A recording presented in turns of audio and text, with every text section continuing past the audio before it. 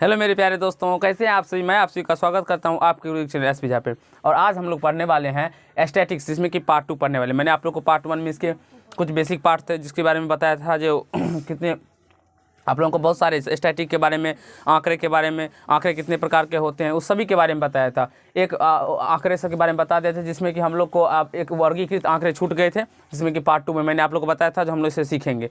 तो चलिए आज हम लोग वर्गीकृत आंकड़े से सीखते हैं और आगे के नोट्स पॉइंट को भी सीखते चलेंगे। आप लोग अगर इसे याद कर लेते हैं तो आपका एक बेसिक पकड़ बन जाता है स्टैटिक्स में, सांख्यिकी में, जो कि आपको बहुत ही एग्जाम में हो या बहुत सारे एग्जाम में आपको हेल्प करेंगे। तो चलिए हम लोग वर्गीकृत आंकड़े समझते हैं। वर्गीकृत आंकड़े, क्लासिफाइड डाटा। अब इसे हम कहते क्या हैं, किसे कहते हैं वो समझ लीजिए। जब आंकड़े का विशेषता, लक्षण, समानता, सजातीय के आधार पर विभिन्न वर्गों में बांट दिया जाता है। जब आंकड़े को उसके वर्ग अंतराल, उसके बारंबारता, उसके संचयी बारंबारता, इस प्रकार से एक कहने का तात्पर्य हुआ, जब बांट दिया जाता है तो वो हमारे वर्गीकृत आंकड़े। इधर देखेंगे बाबू, इधर देखिए। जब आंकड़े का विशेषता, लक्षण, समानता, सजातीय के आधार पर विभिन्न वर्गों में बांट दिया जाता है, ये आंकड़े को वर्गीकृत आंकड़े कहते हैं। वर्गीकृत आंकड़े जैसे कि इस प्रकार से 9th वर्ग में 10 छात्र का भार इस प्रकार से दिया रहता है क्वेश्चन में। और इसको जब हम इस प्रकार से बांट लेते हैं यानी कि इसे वर्ग अंतराल के रूप में लिख लेते हैं। जैसे कि हम देखते हैं यहाँ से सबसे छोटा है 20, तो 20 से 30, 30 से 40, 40 से 50, इस प्रकार से वर्ग अंतराल लेते हैं। फिर 20 से 30 में कितने ऐसे संख्या है जो 20 और 30 में आते हैं, तो 20 को लेंगे, इसमें 30 को नहीं लेंगे। तो 20 और 30 में देखते हैं तो एक 20 आ रहा है, एक और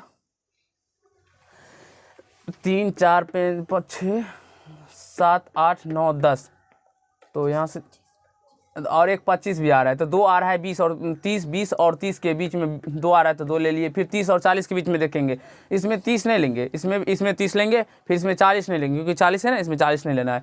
तो 30 और 40 के बीच में 1, 2, 40 नहीं लेना है, 2, फिर 40 नहीं लेना है, 2, 3 और 1 40, 4 यानी कि 30, 4 हो गया। फिर 40 और 50 के बीच में 40 लेना है, 50 नहीं लेना है। वैसे 50 होगा भी नहीं, अगर होगा तो हम 50 से 60 लेते हैं और वर्ग अंतराल। तो 40 और 50 के बीच में देखते हैं, तो एक 40 है यहाँ पे, एक 2 45, ये फिर यहाँ पे 3, एक 40 हो गया 3 और यहाँ पे 45, तो 4। तो इसी प्रकार से बारंबारता निकल के आ गया। तो इसी प्रकार हम लोग संचयी बारंबारता भी निकाल लेते हैं, वर्ग चिन्ह भी निकालते हैं। तो उसी को विशेषता, लक्षण, समानता, सजातीय के आधार पर विभिन्न वर्गों में बांटा जाता है। तो यही आंकड़े हमारे क्या कहलाएंगे, वर्गीकृत आंकड़े कहला जाएंगे। समझ में आ गया। अब समझने वाले हैं वर्ग से संबंधित कुछ मुख्य पदों की परिभाषा। Definition of some important terms related to class.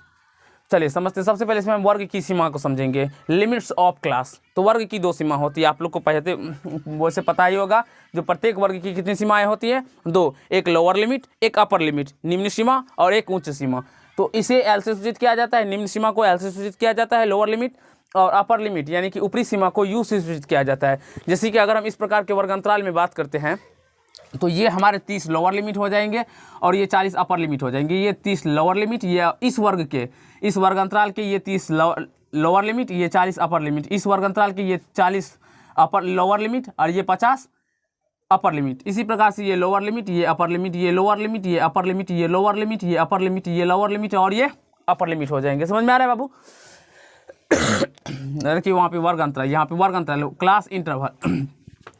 इसे एल माइनस यू नहीं कहेंगे, इसे एल डैश यू भी कह सकते हैं। या इस प्रकार से हम लोग क्या करते हैं, वर्ग अंतराल को सूचित करते हैं। जैसे कि ये जो हो गया, ये मेरा वर्ग अंतराल है। यहाँ पे वर्ग अंतराल लिखा, प्राप्तांक, वर्ग अंतराल, विद्यार्थियों की संख्या और बारंबारता लिखा गया है यहाँ पे।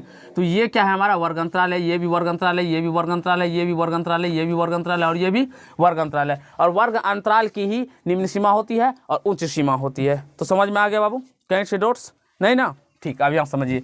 अब वर्ग का वर्ग चिन्ह या मध्य बिंदु, क्लास मार्क और mid point A class, class mark और मिड पॉइंट ए क्लास, वर्ग का वर्ग चिन्ह या मध्य बिंदु किसे कहते हैं, पहले वो समझिए। किसी वर्ग के कोई भी वर्ग, चलिए यही वर्ग ले लेते हैं, ठीक है, कि निम्न सीमा 30 तथा ऊपरी सीमा 40 हुआ ना, अभी बताया ना आप लोग को। निम्न सीमा 30, ऊपरी सीमा 40 के आधे को, नहीं, ऊपरी सीमा के निम्न सीमा तथा ऊपरी सीमा के योग के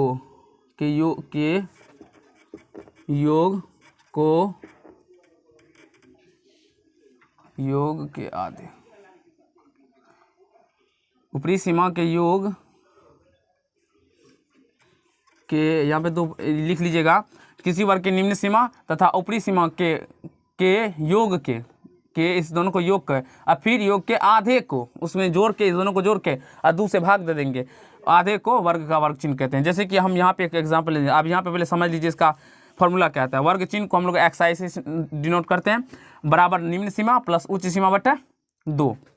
इस प्रकार से भी कह सकते हैं निम्न सीमा प्लस उच्च सीमा बटा 2 इसका डेफिनेशन। अब देखिए वर्ग अंतराल इस प्रकार से हम ले लिए, तीन ही ले लिए आपको छोटा से समझाने के लिए।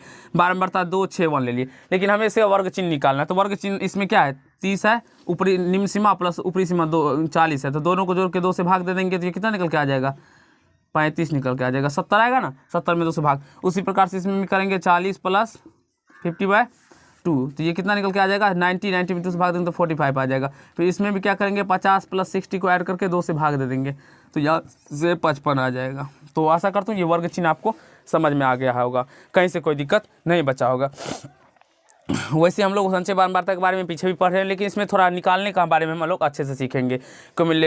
क्यूमुलेटिव फ्रीक्वेंसी ऑफ डाटा, वर्ग की संचय बारंबारता। अब अगर इस प्रकार से वर्ग अंतराल आपको दे दिया जाता है, बारंबारता दे दिया जाए, आपको वर्ग संचय बारंबारता निकालने के लिए कहा जाए, तो यहाँ पे देखिए वर्ग अंतराल है, ये बारंबारता। बारंबारता को हम लोग F से सूचित करते हैं और संचय बारंबारता को CF से सूचित करते हैं। तो ये छोटा करके लिखा होगा, आप लोग क्या कीजिएगा, मोबाइल को ऐसे करके रोटेशन कर इस प्रकार से देखिएगा और थोड़ा वीडियो का क्वालिटी अच्छा कर लीजिएगा तो आपको बहुत अच्छे तरीके से समझ में आएगा, दिखाई भी पड़ेगा। अब यहाँ से संचय बारंबारता का तो वैसे परिभाषा होता है, जिस वर्ग की संचय बारंबारता निकालना होता है उस वर्ग की बारंबारता तथा उससे छोटे सभी वर्गों की बारंबारताओं का योग होता है। जैसे कि इस बारंबारता का हम अगर संचय बारंबारता निकालेंगे तो इसका 5 का तो 5 ही रह जाएगा। अगर ऊपर जाएंगे तो उससे तो छोटा है ही नहीं कोई, तो ये इसका 5 का 5 का ही रह जाएगा। फिर इस दोनों को ऐड करके यहाँ पे लिख दीजिएगा 6, 5, 11, यानी कि ये इस वर्ग की बारंबारता इस वर्ग की क्या हो जाएगी, बारंबारता तथा उससे छोटे सभी वर्ग की बारंबारता। इससे छोटे एक ही बचा है 5, इसको हम ऐड करके लिख देंगे यहाँ पे 11। फिर इसके वर्ग की अगर संचय बारंबारता निकालेंगे तो इस वर्ग की बारंबारता प्लस उससे छोटे सभी वर्ग की बारंबारता, तो इससे छोटे 2 वर्ग है तो 6 और 5, तो ये कितना हो जाएगा 19। इसी प्रकार से आप इसको भी निकालिएगा तो 7 + 8 + 6 + 5 आएगा, तो ये कितना हो जाएगा 26 आ जाएगा। तो आप लोग को अच्छा लगा होगा, आप लोग समझ गए होंगे, तो इसे आप लोग जल्दी से नोट कर लीजिए। हम लोग अभी आप लोगों को वर्ग के अंतराल के बारे में बताएंगे, वर्ग अंतराल के कितने प्रकार होते हैं, समावेशी अपवर्जी इसी के बारे में बताएंगे और आप लोग को सिखाने का प्रयास करेंगे। समावेशी से अपवर्जी में कैसे बदलते हैं ये सभी के बारे में बताएंगे, तो इसे नोट कर लीजिए, मैं अभी आप लोग को आगे बताऊँगा।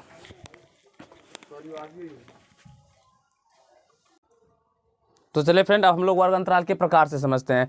अभी मैंने आप लोग को संचय बारंबारता के बारे में बताया था, वर्ग चिन्ह के बारे में बता दिया हूँ बहुत ही अच्छे तरीके से।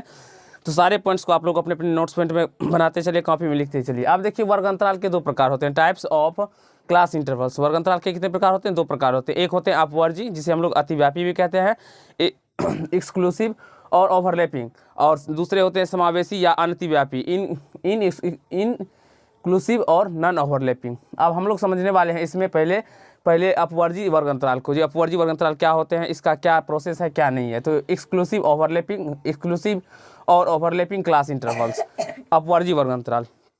इस तरह के वर्ग अंतराल में किसी वर्ग की उच्च सीमा, किसी भी वर्ग की जो उच्च सीमा हो इस तरह के वर्ग अंतराल में, तथा अगले वर्ग की निम्न सीमा के बराबर होती है। जैसा कि हम अगर बात करें तो इस वर्ग की उच्च सीमा हम ले लेते हैं 20 है और अगले वर्ग की निम्न सीमा 20 है, तो ये दोनों बराबर होंगे। तो ये इस प्रकार से जब बराबर होंगे, यहाँ पर भी बराबर होंगे, यहाँ पर भी बराबर होंगे, इस प्रकार के जितने वर्ग अंतराल होंगे वो सारे अगर बराबर होंगे तो वो वर्ग अंतराल हमारे अपवर्जी वर्ग अंतराल हो जाएंगे।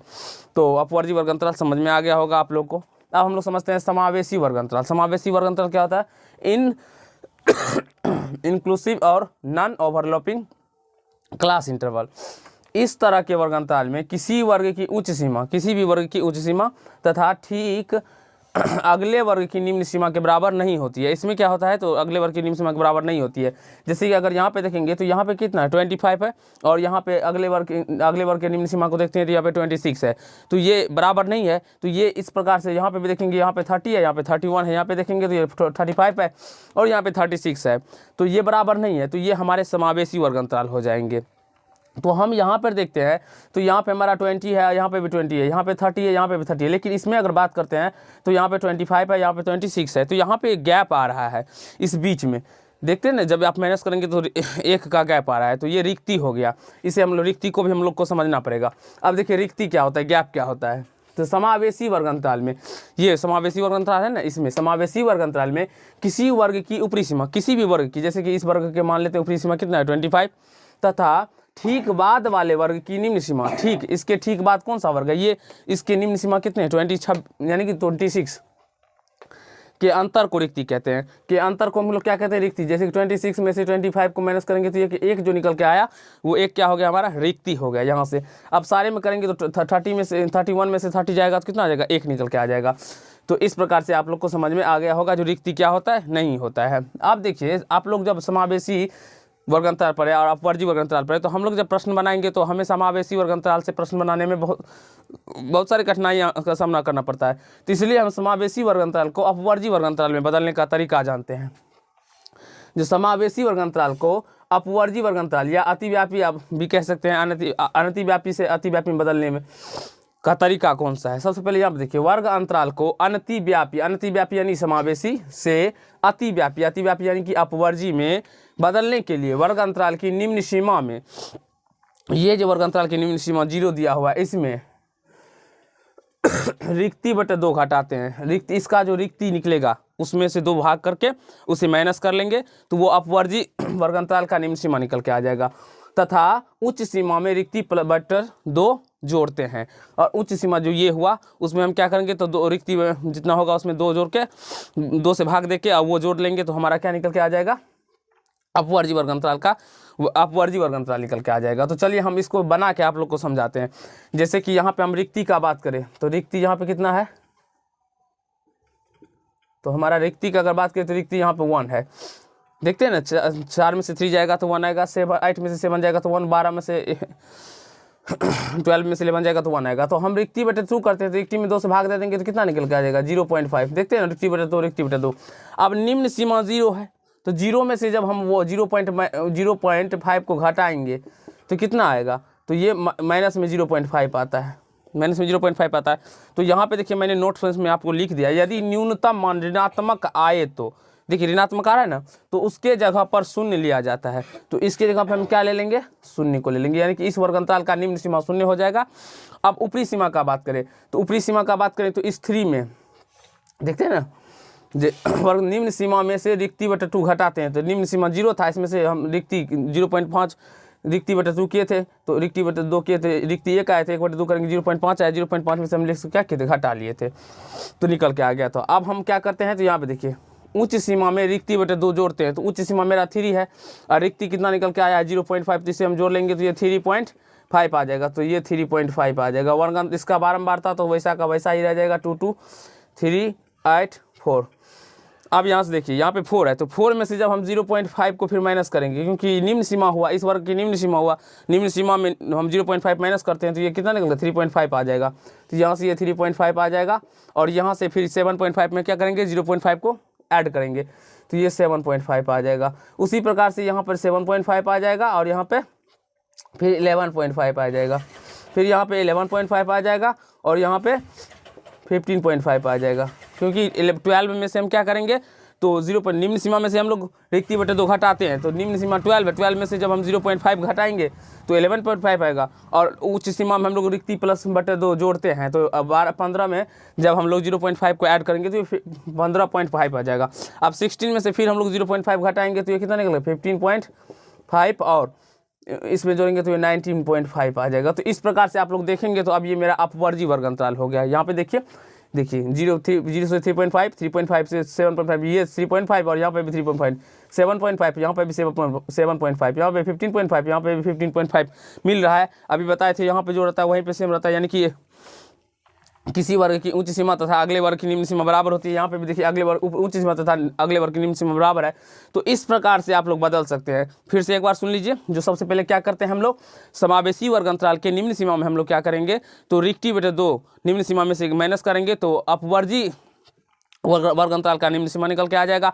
अगर माइनस में मान आए, यहाँ पे देखते हैं ना माइनस में 0.5 आ रहा है, तो यदि न्यूनतम मान ऋणात्मक आए तो उसके जगह पे हम लोग शून्य ले लेंगे, ठीक है, या शून्य आए तो शून्य ही लेंगे, तब तो कोई प्रॉब्लम ही नहीं है।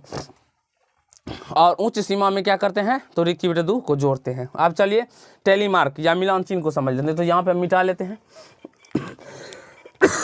टैली मार्क को समझिए, टैली मार्क क्या होता है। जैसे कि 1 है तो 1 के बदले हम लोग इस प्रकार से एक चिन्ह देते हैं। 2 है तो 2 का टैली मार्क इस प्रकार से लिखा जाता है। 3 है तो इसका टैली मार्क इस प्रकार से लिखा जाता है। 4 है तो इसका टैली मार्क इस प्रकार से 3 4 4 डंडा दे दिया जाता है। 5, अब चलिए 5 का लिखते हैं। 5 का टैली मार्क तो 1 2 3 4 एक इस प्रकार से ऐसे करके काट दिया जाता है। तो ये मेरा हो गया 5 का टैली मार्क, या मिलान चिन्ह भी आप लोग कह सकते हैं। अब 6 का हो अब चलिए हम 8 का लिखते हैं। तो 1 2 3 4, फिर 5 लिख लिए, ये डंडा 5, फिर 6 7 8। फिर अगर हमको 10 का कह दे तो 10 का 1 2 3 4 4 यहाँ से फिर इसको कर 5 और फिर 5 लेना, तो 1 2 3 4 और फिर यहाँ से कर देंगे 5। तो इस प्रकार से मेरा निकल के आ जाएगा। अब यहाँ पे चलिए हम लोग वर्गांतरा लिए हैं, टैली मार्क का हम खाली जगह छोड़े हैं, मैं अभी आपको इसमें बताऊंगा। बारंबारता लिए हैं, तो यहाँ पे देखिए 0 से 10 में कितने बारंबारता है, 4 है, तो यहाँ पे 4 लेंगे, 1 2 3 4। अब यहाँ से देखते हैं 0 10 और 20 के बीच में बारंबारता 7 है, तो यहाँ पे 7 मिलान चिन्ह करेंगे या टैली मार्क। तो 1 2 3 4 5 6 7। और डंडा समान होता है, आप लोग क्या कीजिएगा तो स्केल की मदद से बनाइएगा, क्योंकि हमें लिखने में भी थोड़ा परेशानी हो रहा है। अब यहाँ से देखिए 20 और 30 में कितना 11 है, तो 1 2 3 4, फिर 5 करेंगे, फिर 1 2 3 4 5, तो 10 आ गया और 1 11, फिर 3 है तो 1 2 3। इस प्रकार से आप लोग मिलान चिन्ह या टैली मार्क को समझ सकते हैं। तो आशा करता हूँ दोस्त ये पाठ आप लोग को बहुत ही अच्छा लगा होगा, अब कहीं से कोई समस्या या तकलीफ नहीं हुआ होगा। अब पार्ट 3 में हम लोग इसमें जितने इंपॉर्टेंट सूत्र होंगे, जो अपवर्जी का निम्न सीमा निकालने का, ये सभी के बारे में मैं आप लोग को, वर्ग चिन्ह के बारे में भी, परिसर के बारे में, तो एक जगह कलेक्ट करके सारे सूत्र को आपको लिखवा दूंगा, अच्छे तरीके से याद करवा दूंगा, सिखा दूंगा, समझा दूंगा जो कैसे याद करना है, कैसे पढ़ना है। तो पार्ट 3 में हम लोग वो करेंगे। उसके बाद पार्ट 4 से हम लोग एक्सरसाइज के प्रश्न को सॉल्व करेंगे, उसे अच्छे तरीके से समझने का प्रयास करेंगे। तो अगर ये पाठ आप लोग को अच्छा लगा होगा तो वीडियो को लाइक कर दीजिएगा, कमेंट कीजिएगा, शेयर कीजिएगा। चैनल पर नए होंगे तो चैनल को सब्सक्राइब करके बेल आइकन को प्रेस कर लीजिएगा, जिससे मेरे हर एक वीडियो का नोटिफिकेशन आप तक पहुँचता रहे। और आज के पाठ में हम लोग इतना ही करने वाले हैं। धन्यवाद।